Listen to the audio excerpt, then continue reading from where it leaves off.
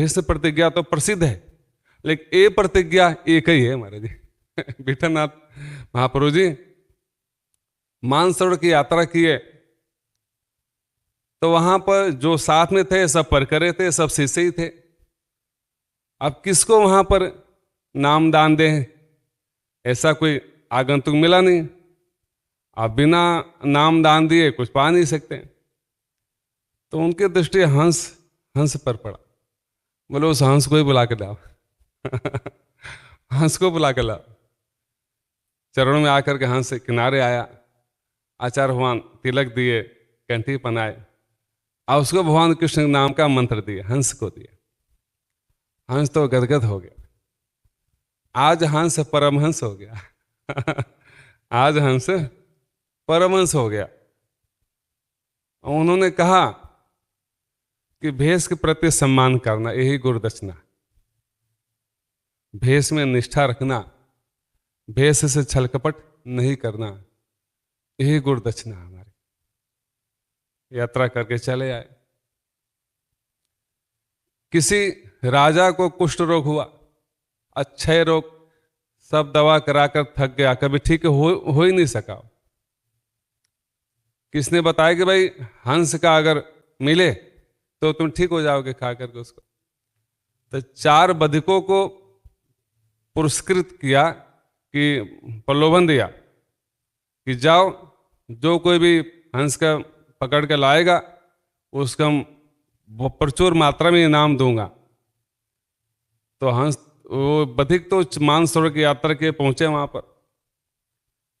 तो जैसे ही किनारे जाते थे, हंस अंदर चले जाते थे हंस अंदर चले। हित अनहित पश पक्षी हो जाना, मानुष तन गुण ज्ञान निधान ही। हमारा हितैषी है कि दुश्मन है, पशु पक्षी भी जान जाते हैं। वो हंस अंदर चले जाते थे। उसी समय देखा, हाथ थक कर बैठ गया, देखा कि कोई महात्मा आया है, और उसको देखते ही हंस पास में आ गए। हंस पास में आ गए। उसको लगे अब मेरा काम बन जाएगा। उसने तुरंत मिट्टी उट्टी पोता, चंदन उन्ने लगाया, कहीं से माला पहन लिया, स्वांग बनाया। हंस यद्यप जानता था कि महात्मा नहीं है, बधिक है, जी जी, परिवेश का सम्मान समझ गया। लेकिन गुरुदेव की वाणी याद आ गई। बोले एक दिन शरीर तो छूटना ही है, कौन अजर अमर है। तुरंत पास में आ गया, अब पकड़ के झोली में उसको रख लिया। मुहूर्त निकाला गया, कल इसका वध होगा। राजा बहुत खुश हुआ, अब मेरा प्राण बच जाएगा। हंस ने कहा कि प्रभु, मैं तो आपको कुछ तुच्छ किंकर हूं, मैं तुच्छ दास आपका हूं। हम चले जाएंगे तो कोई दिक्कत नहीं आएगी, लेकिन लोग यही कहेंगे कि भगवान का भक्त है। और परहित जो परहित है, परहित में जो प्राण दान दिया उसका अहित हुआ, ये लोग कहेंगे। मैं ये नहीं कर रहा, आप मेरी रक्षा करिए। कि जय विधि परम प्रसन्न जी, जो है करुणा सागर, आपको जैसे अच्छा लगे वैसे करिए भगवान तो सजग हो गए। भगवान तुरंत वैद्य का रूप धारण किए और प्रकट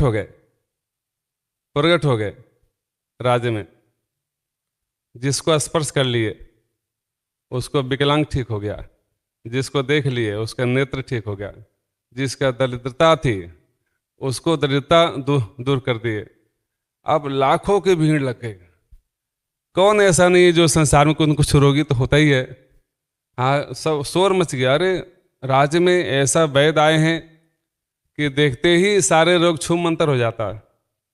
अरे आप भी तो दिखा लीजिए। राजा से बोले आप भी उनको बुलाइए, और नीचे उनको पूर्ण विश्वास है, अद्भुत तेज है उनका, यहां आएंगे तो आपको रोग दूर हो जाएगा। राजा मान सम्मान के साथ में वैद्य राज को बुलाया। भगवान ने कहा, राजन, निरीह पशु पंछी को तुम वध करके तुम आत्म कल्याण करना चाहते हो, तुम अपना रोग सही करना चाहते हो। एक तो पाप और दूसरा डबल पाप। भगवान जैसे कृपा दृष्टि किए, भगवान की वाणी सुन करके उसे आत्मज्ञान हो गया, बोध हो गया, क्षमा मांगा, बोले मेरे आज मेरे हृदय के चक्षु आपने खोल दिया। बोले कि तुरंत उस पक्षी को मुक्त करो, वो तो परम हंस है, तुम्हारे पिंजरे में तो आ ही नहीं सकते, तुम श्रद्धा से झुको तो वो आशीर्वाद देंगे। भगवान भी गए, वैद के साथ साथ में भगवान भी गए और राजा भी सब गए। तो भगवान ने कहा कि तुम तो जानते थे कि साधु नहीं है, बधिक हैं, फिर क्यों जाल में तुम फंस गए? हंस को तुम जाल में क्यों फंस गए? हंस ने कहा कि प्रभु मैं तो इस राजा को शुक्रगुजार हूं, धन्यवाद करता हूं, हम पड़े रहते मानसरोवर में, हाँ, आपका दर्शन कहाँ होता है, बिल्कुल लेकिन इसके कारण आपका दर्शन हुआ। बिल्कुल। मेरा कितना बड़ा सौभाग्य, ये मेरा बहुत बड़ा उपकार किया। राजा को तो भगवान वैसे ठीक कर दिए।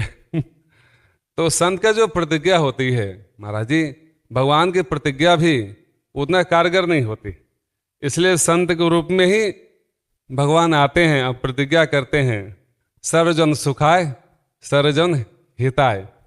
वही आपका उद्घोष है। श्री वृंदावन बिहारी लाल की।